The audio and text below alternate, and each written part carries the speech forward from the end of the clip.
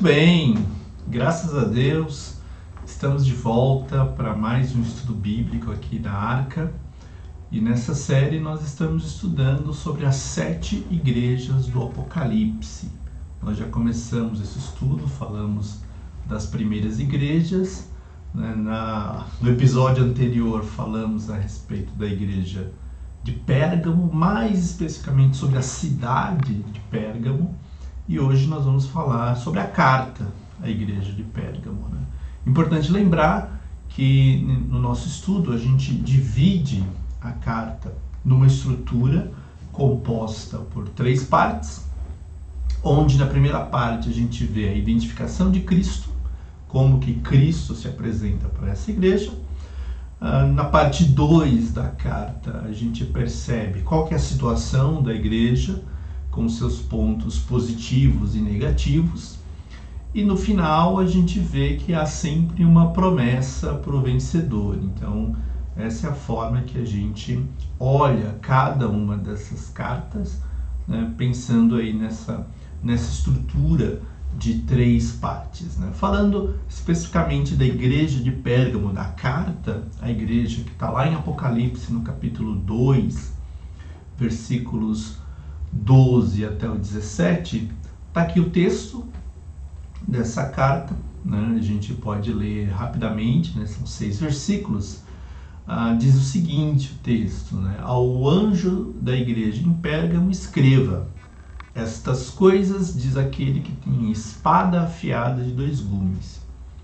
Conheço o lugar onde você mora, que é o lugar onde está o trono de Satanás.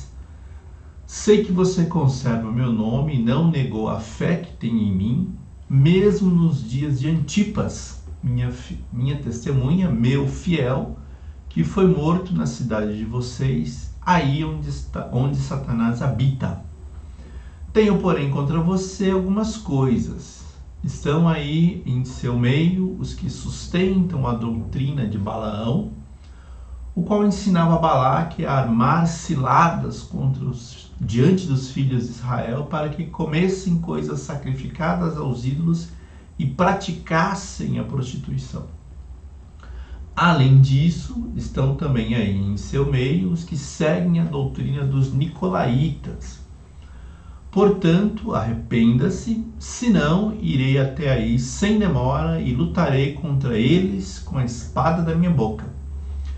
Quem tem ouvidos, ouça que o Espírito diz às igrejas. Ao vencedor darei do maná escondido, também lhe darei uma pedrinha branca, e sobre essa pedrinha um novo nome escrito, o qual ninguém conhece, exceto aquele que o recebe. Amém? Então essa é a carta à igreja de Pérgamo, com esses 6 versículos que nós acabamos de ler. E se a gente pensar neste texto, olhando pela ótica daquela estrutura que divide em 3 partes, a gente vê aqui nesse slide seguinte, onde que cada uma dessas partes se encontra, né? Então, a primeira parte, que é Cristo se identificando para a igreja, está logo no primeiro versículo, Apocalipse capítulo 2, versículo 12. A segunda parte, que é a parte onde a gente vê a situação da igreja com seus pontos positivos e também pontos negativos, essa parte a gente encontra entre os versículos 13 até o versículo 16, né? É uma boa parte dentro da carta destinada a falar dos pontos positivos e negativos da igreja. E a última parte, que é a parte que tem a promessa, a gente vê que está aí no versículo de número 17. Amém? Hoje a gente vai falar dessa carta pensando um pouco no cenário daquela época, como que as pessoas receberam, e vamos ver um pouco desses elementos que aparecem aí na carta. E no episódio seguinte, né, na próxima aula, a gente vai ver um pouco desta carta, mas com um olhar nosso aqui, século 21. Amém? Então, começando pelo primeiro versículo, que é onde Cristo se apresenta à igreja, onde ele fala que estas coisas, diz aquele que tem a espada afiada de 2 gumes. Amém? As Escrituras nos levam a concluir que a espada aqui é uma referência à própria palavra de Deus, né? A gente tem alguns versículos, principalmente no Novo Testamento, onde a gente vê as Escrituras, né, sendo comparadas a uma espada, né? A gente tem textos onde a Bíblia, a palavra de Deus, é mais afiada que uma espada de 2 gumes, a ponto de discernir aí todas as intenções do coração do homem. E a gente vê também na armadura de Deus, que está lá em Efésios, no capítulo 6, que a espada, né, é a palavra de Deus. E aqui é interessante porque a gente vê que é uma espada afiada de 2 gumes, e um pouco antes, em Apocalipse, a visão que João teve de Cristo, essa espada ela saía da sua boca. É claro que a gente está falando num sentido figurado, né, num sentido um pouco mais alegórico, porque a ideia aqui é dizer que a palavra que sai da boca do Senhor, né, os seus ensinamentos, as revelações que ele trouxe, o Evangelho como todo, né, porque o ministério de Cristo foi ensinar, foi trazer as boas novas do reino, e a gente não pode perder essa conexão, né, entre aquilo que Cristo falou enquanto ele esteve aqui, né? Às vezes a gente pensa muito no que Cristo fez, né, nas curas, nas ressurreições, nos milagres, e tudo isso é importante, claro que isso é importante, né? Isso não pode ser desassociado de Cristo. Mas a gente não pode esquecer de forma alguma dos ensinamentos, daquilo que ele nos ensinou. E esta carta, ela remete exatamente para essa importância de lembrar dos ensinamentos de Cristo, né? E muitas coisas que Cristo disse trazem como ponto central, por exemplo, a questão do amor, de amar a Deus, de amar ao próximo, de ter um relacionamento com Deus, né, diferente do que era percebido pelos fariseus, pelos demais religiosos da época, né? A questão das relações humanas, como Cristo nos ensinou a nos relacionarmos uns com os outros, em parábolas, por exemplo, como a parábola do samaritano, né?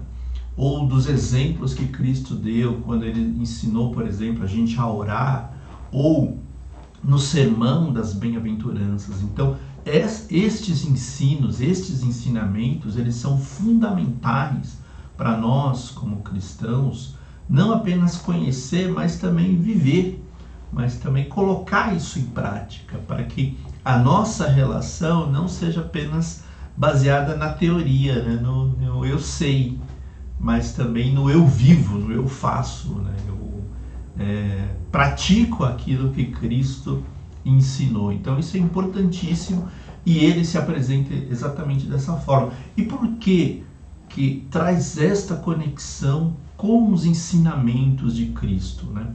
Porque lá na frente a gente vai ver que esta igreja começou a ter um problema com a questão do tipo de prática, de entendimento, de percepção, ou diriam outros, né, de cosmovisão que eles passaram a ter a respeito de outros ensinamentos que começaram a entrar na igreja. Então presta atenção. Cristo se apresenta como aquele que tem a espada afiada. A espada é uma representação, né, uma figura da palavra.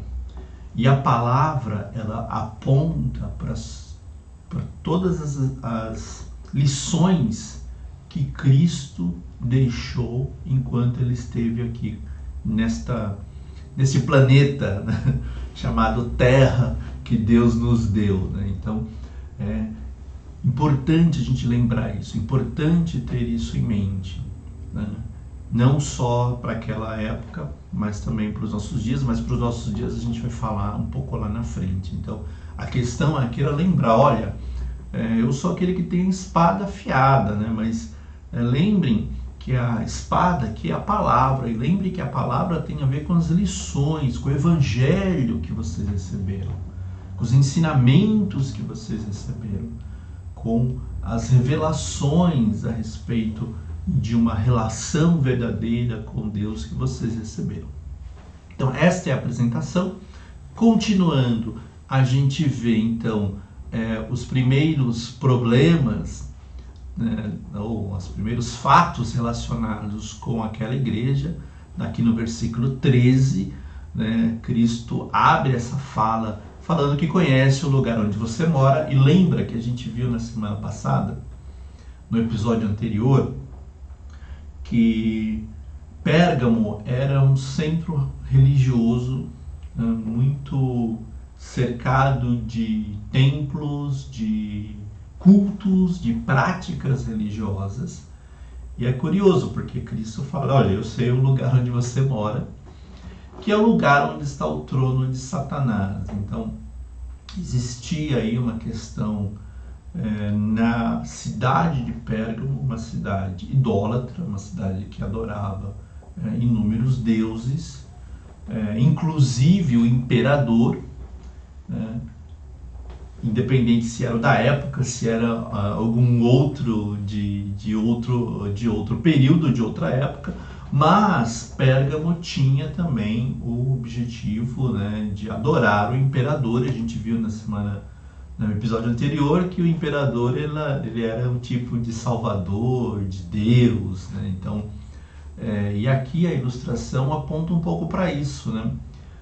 Uma prática religiosa que tira o foco do divino e coloca o foco na superstição, naquilo que é político, que é humano, que é da nossa realidade falha e cheia de limites. Então, está aí uma questão importante, né? Pérgamo, por ser um centro religioso, consequentemente traria problemas para os cristãos, porque os cristãos, eles olham Cristo como Deus e não o imperador, ou Zeus, ou qualquer outro que fosse. Então, imagina, né, você ali no mercado, comprando as suas coisas, ou negociando as suas coisas, alguém olhando para você meio torto, falando, é verdade que você não adora o imperador? É verdade que você não adora Ísis, Zeus, os deuses que a gente tem aqui nessa cidade? Então imagina a situação de conflito que isso causava entre cristãos e não cristãos, uma vez que os cristãos tinham como convicção adorar a Deus, adorar a Cristo, e não nenhum tipo de ídolo presente ali na cidade de Pérgamo. O versículo continua, sei que você conserva o meu nome e não negou a fé que tem em mim, mesmo nos dias de Antipas, meu fiel, minha testemunha, que foi morto na cidade de vocês, aí onde Satanás habita. Então, imagina que havia uma perseguição, principalmente pelo fato dos cristãos, né, não adorarem nada daquilo que era considerado sagrado pelos habitantes de Pérgamo. Essa resistência, por assim dizer, trouxe perseguição para a igreja, trouxe luta. A igreja de Pérgamo conservou a fé em Cristo, não se dobrou diante daquela situação, não fez nenhuma concessão em adorar o imperador ou adorar qualquer outro ídolo que a igreja de Pérgamo tinha. Isso trouxe consequências, essa perseguição trouxe martírio. Um exemplo aqui a gente vê uma pessoa chamada Antipas. A gente não tem muita informação na Bíblia a respeito de quem era esse Antipas, né? A história nos diz que ele foi um mártir que acabou sendo martirizado em Pérgamo para servir de exemplo para que aqueles que não se entregassem aí para a religião, para as práticas religiosas que haviam em Pérgamo, sofreriam as mesmas consequências. Mas, mesmo sendo vendo, né, um dos seus membros sofrendo martírio, a igreja de Pérgamo continuou firme, continuou fiel, não flexibilizou nada daquilo que eram as suas convicções. Amém?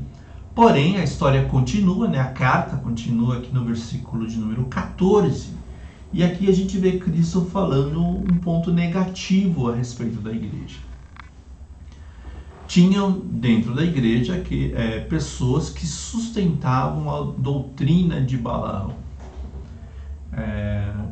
E a gente vê no Antigo Testamento quem foi Balaão. Balaão foi uma pessoa que entendia do mundo espiritual, sabia um pouco como o mundo espiritual funcionava. O povo de Israel estava chegando na Terra Prometida e Balaque contratou Balaão para amaldiçoar o povo de Israel. Acontece que Deus não autorizou que nenhuma maldição fosse lançada contra Israel, e Balaão, ao invés de fazer qualquer encantamento, qualquer maldição, ele liberou uma palavra de bênção aí para o povo de Israel. Porém, como ele tinha sido contratado para amaldiçoar, ele usou de uma estratégia bem sinistra, né? Ele falou para Balaque: bem, não vou conseguir falar nenhuma maldição contra esse povo, mas está aqui uma coisa, ó. Coloca no meio do povo de Israel prostitutas para seduzir os homens, e aí essas prostitutas vão fazer com que os homens, ao cederem aos seus encantamentos, também adorem os deuses aqui de Moabe. E foi uma tragédia espiritual, porque os homens caíram nesse laço e foi trágico para Israel. Então aqui Cristo traz à memória um fato bem antigo e bem distante de Pérgamo, né? Porque Pérgamo não está em Israel. E essa iniciativa de Cristo de trazer um exemplo que num primeiro momento pode parecer muito distante do povo de Pérgamo, da igreja de Pérgamo, na verdade, né, serve para reforçar não a questão de Israel ou o erro que Israel cometeu, mas o problema que estava acontecendo dentro da igreja. Pessoas que sustentavam, né, que davam, né, suporte, apoio para a doutrina de Balaão, que basicamente era uma doutrina que apoiava aqueles que praticassem a prostituição ou que comessem coisas sacrificadas aos ídolos, como foi o que aconteceu lá com Israel. A ideia aqui as pessoas sabiam dos ensinamentos de Cristo, sabiam da doutrina, das lições, das mensagens do Evangelho, mas começavam a enxertar nessa mensagem, nesses ensinamentos, ideias que na verdade eram contraditórias àquilo que é a mensagem de Cristo. Esse é o ponto importante, né, quando a gente vê esse exemplo. Às vezes a gente vai focar nas coisas dos ídolos, da prostituição, mas o ponto alto é esse enxerto de doutrinas que começaram a entrar dentro da igreja, né, que traziam as suas contradições e que faziam com que o povo começasse a perder o foco a respeito daquilo que era a essência, a importância do Evangelho.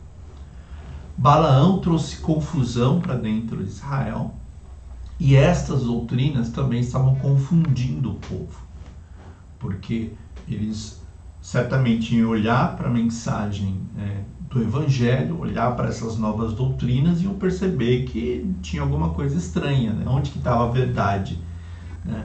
Se uma manda eu me afastar da prostituição, mas a outra diz que a prostituição não tem problema, que decisão tomar? Então olha o perigo, né? Onde uma doutrina contraditória uma interpretação equivocada a respeito do Evangelho, um ensinamento distorcido, estava gerando aí toda essa confusão.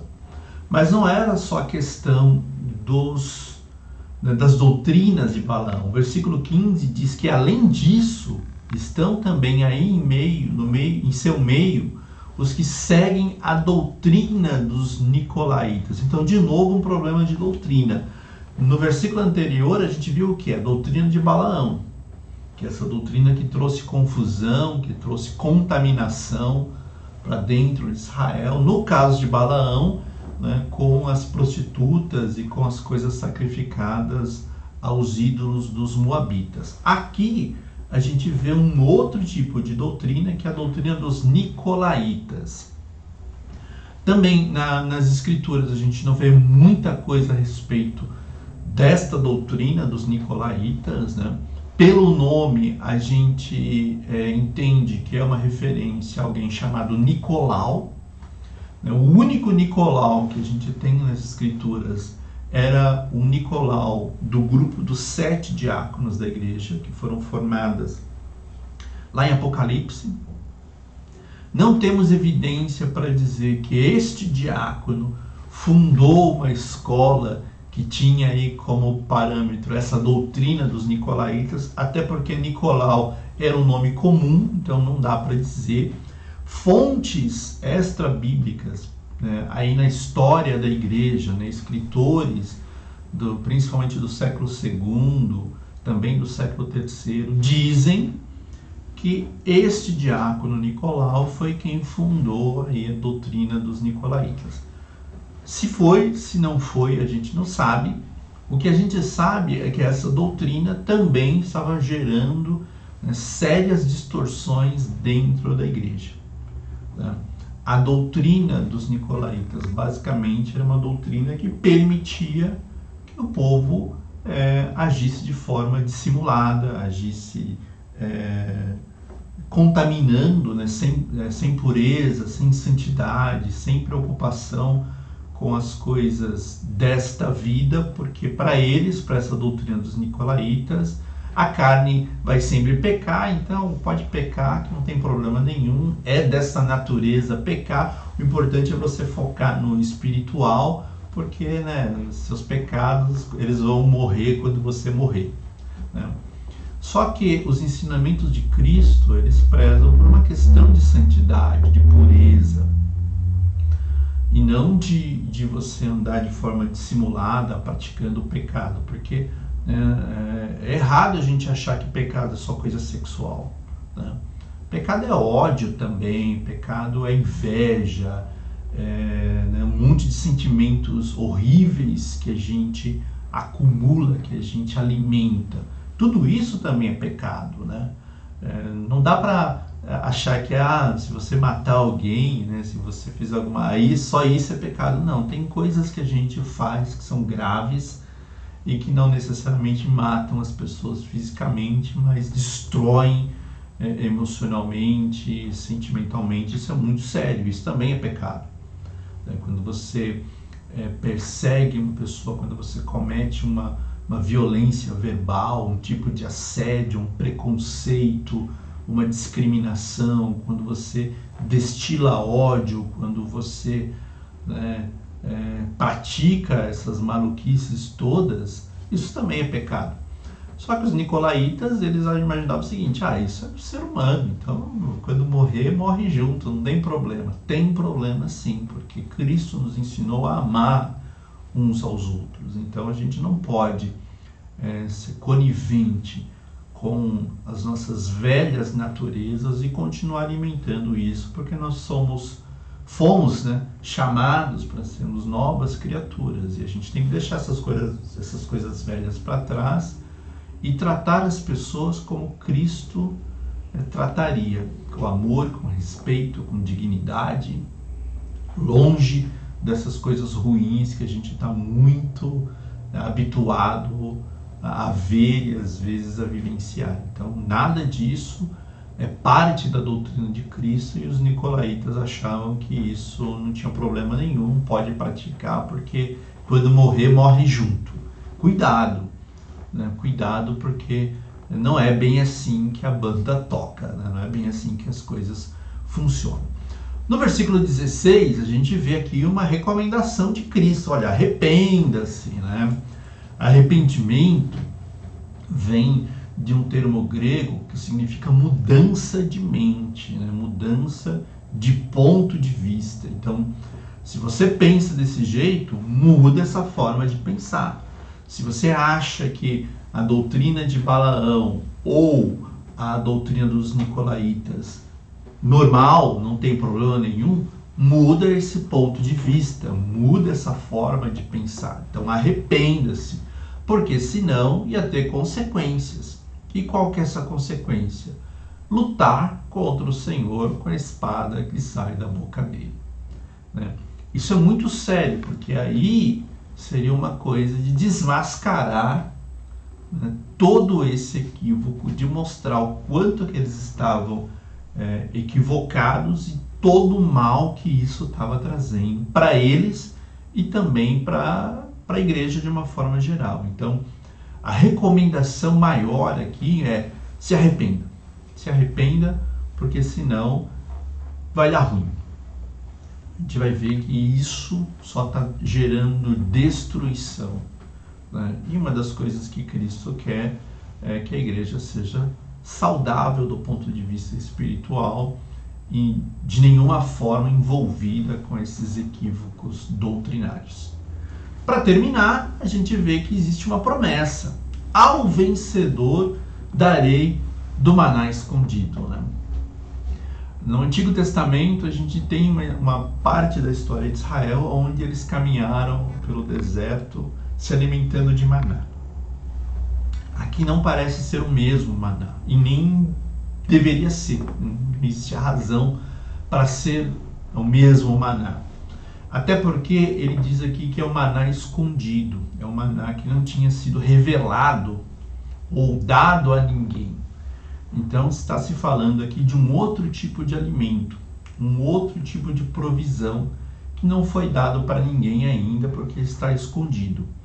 O que isso efetivamente significa? Se é um alimento espiritual, se é uma situação, se a gente entende isso de forma direta, né, ou de uma forma mais figurada, não dá para ter certeza. Eu sei que existe uma promessa, e se a gente trouxer esse texto para um contexto um pouco mais, né, superior, não olhar tanto a questão da letra, nos dá a entender que Cristo está falando de algum tipo de provisão, de suprimento físico ou espiritual, que até então não tinha sido dado para ninguém, mas será dado para aquele que vencer. Além desta promessa, também diz o seguinte, que ele vai dar uma pedrinha branca com um novo nome escrito, o qual ninguém conhece, exceto aquele que o recebe. Aí uma vez eu estava lendo esse texto e lembrei, uau, isso parece uma senha, né? Você já recebeu, né, o seu cartão de crédito, e dentro do cartão de crédito tem lá o código que ninguém conhece, exceto aquele que o recebe, é a senha do cartão, né? Parece, não parece? Ninguém conhece, só aquele que recebeu, né? E hoje em dia é até curioso, porque vem separado, né? O cartão vem primeiro, né, e depois vem a senha, não sei se nessa ordem, mas enfim, tá, para que não tenha fraude, nada disso. Então, o curioso é isso, que tem uma pedrinha branca.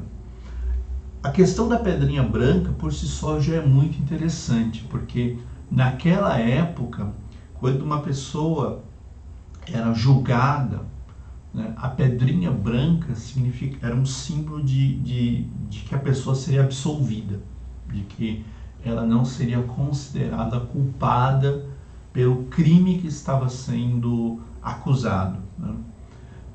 Então a pedrinha branca, ela tinha esse símbolo de absolvição, de olha, tenho um crime, uma acusação, mas você está absolvido disso aqui, né?